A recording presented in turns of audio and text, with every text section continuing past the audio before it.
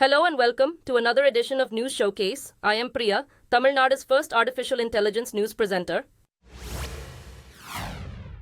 For the third time, the Delhi High Court dismissed a plea seeking the removal of Arvind Kejriwal as Chief Minister following his arrest last month on corruption charges. In his decision, Acting Chief Justice Manmohan declared, "Let democracy take its own course." The court also declined to advise Delhi Lieutenant Governor V.K. Saxena on removing Kejriwal from office. The court also heard Kejriwal's request for 5 legal meetings per week instead of 2. The court has asked authorities in Tihar jail, where he is being held, and the Enforcement Directorate to respond to the plea. The arrest and imprisonment of Kejriwal has diverted the attention of the Indian media from the high-pitch campaign ahead of the national elections, which kick off in 2 weeks' time. Some of the high-profile nominees presented their election papers in various regions as India holds its national elections this month. Actor Hema Malini, a candidate of the BJP, submitted her papers to poll officials in Mathura in Uttar Pradesh. Analysts believe she will make a big impact on the Jat community, which make up a significant part of the electorate there. The leader of the Janata Dal Secular, H.D. Kumaraswamy, presented his papers in Mandya constituency in Karnataka state. He also served as the chief minister of the southern state in the year 2018. The state votes in 2 phases on April 26th and May 7th. Federal Minister Rajeev Chandrasekhar presented his papers as a nominee of the BJP in Thiruvananthapuram, the capital city of Kerala state. He was accompanied by Foreign Minister Jaishankar, where he will compete for votes against the Congress party's Shashi Tharoor. Reports say the Congress party's Rahul Gandhi's declared assets are worth rupees 20 crores. On Wednesday, Gandhi presented his election papers to seek re-election in Wayanad constituency in southern Kerala state. According to his declaration to election authorities, he does not own a car or a residential flat. It said the land he owns is shared with his sister Priyanka Gandhi. The assets were in the form of bank deposits, bonds, shares and mutual funds. His prime challenger in the constituency is Annie Raja of the Communist Party of India.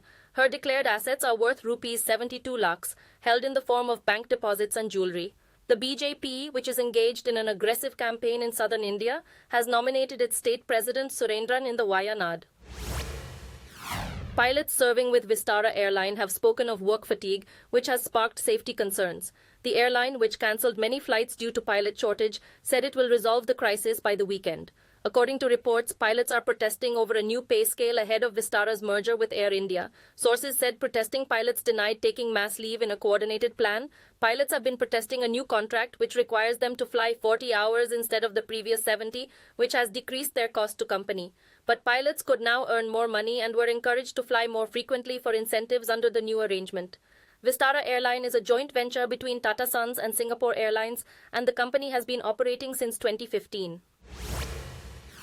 A top Catholic body in India has released guidelines for its schools, which urged an inclusive approach and respect for the country's constitution. The Catholic Bishops' Conference of India stressed on respect for all faiths and traditions, reciting the preamble to the Constitution daily, and refrained from imposing Christian customs on students of other faiths. It said the changes were necessary to adjust to the emerging socio-cultural and religious situation in the country. The recommendations also place a strong emphasis on the value of mental health and well-being and promote the use of counseling services, medical facilities, and awareness campaigns.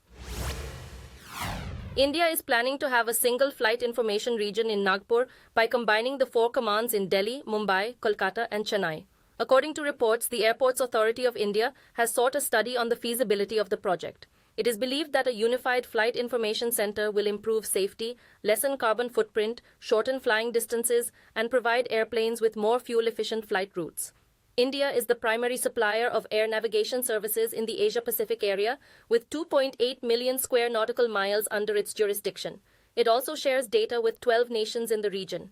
A detailed analysis of the challenges associated with managing air traffic, as well as the current and anticipated growth, would be necessary before the project could be put into action. The opposition in Myanmar has said a mass drone attack was carried out on the country's capital, Nay Pyi Taw. The National Unity Government said 29 drones armed with explosives were directed against the military headquarters, Air Force Base, and the airport. It said the attack was coordinated with several defense groups. The National Unity Government represents the elected administration that was toppled in a military coup in 2021. The military said 7 drones were shot down and one of them exploded on the airport runway.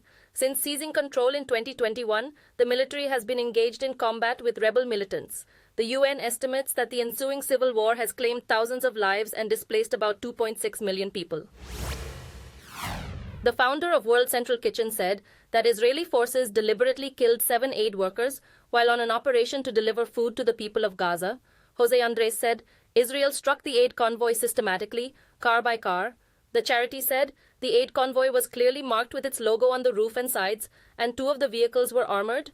Israeli Minister Nir Barkat said the remarks were nonsense, while Israel has pledged an investigation and admitted that the strikes on the aid workers were a grave mistake. The charity said the aid convoy was struck when it was departing a warehouse in Deir al-Bala after unloading more than 100 tons of humanitarian food aid brought to Gaza on the maritime route. More than 600 legal experts in the UK, including 3 former justices of the Supreme Court, have called on the government to stop selling arms to Israel. They declared in a letter to the Prime Minister Rishi Sunak that due to a plausible risk of genocide in Gaza, the UK runs the risk of breaching international law and that exports must stop. The Prime Minister is under increasing pressure from all sides of the political spectrum in the wake of the killing of aid workers by Israel. Although the United Kingdom does not sell as much armament to Israel as other nations do, a ban would put further political and diplomatic pressure at a time when the world is paying closer attention to how it is handling the Gaza crisis.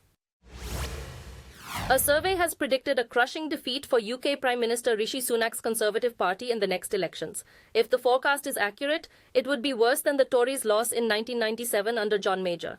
The prediction was based on responses from over 18,000 people, which suggested the Tories could be reduced to just 155 seats, which is a loss of 210 seats. According to the survey, key Conservative figures, including Chancellor Jeremy Hunt and Ministers Michelle Donnellan and Michael Gove, are at risk of losing their seats. The Liberal Democrats are projected to make a significant comeback with 49 seats. The survey used multi-level modeling and post-stratification, a method that accurately predicted past elections. A large group of people flocked to an amusement park in South Korea for an emotional farewell for their beloved Big Panda before she left for China. Since her birth in 2020 at the Everland theme park outside Seoul, Fu Bao has become a popular attraction there. Her parents, Panda Zaibao and Lebao, arrived from China in 2016 as part of a 15-year lease scheme. Many of her fans waved flags and snapped pictures as a truck carrying Fu Bao made its way out of the park in pouring rain. As a gesture of goodwill, China ships pandas overseas, but it still owns the animals and their offspring. The species population has increased from less than 1,000 at one point to more than 1,800 in both the wild and in captivity after decades of conservation efforts. The cloud computing division of tech giant Amazon has announced job layoffs that would impact hundreds of employees. According to its most recent financial report, Amazon Web Services has been increasing and currently accounts for 14% of the company's overall revenue. Since the 2020 debut of Amazon Fresh, a physical store, the corporation has been modifying its approach. It announced on Tuesday that it would discontinue Just Walk Out, its self-checkout system, from every shop. The company reported that several hundred positions in sales, marketing, and worldwide services, as well as a few hundred positions in its physical store technology team, are affected by the most recent job layoffs. Amazon Web Services said these are difficult but necessary decisions as we continue to invest, hire, and optimize resources to deliver innovation to our customers.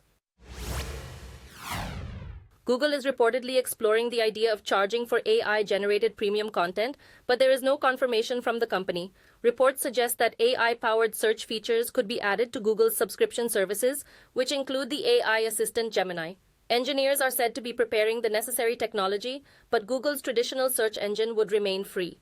Recently, Gemini faced backlash for generating controversial images, leading to its suspension. Google maintains its dominance in the search engine market, with over 1 billion daily users and a significant portion of revenue coming from advertising. In 2023, Alphabet was valued at $1.6 trillion, with diverse offerings beyond search. Google denies working on an ad-free search experience, instead focusing on enhancing its premium services.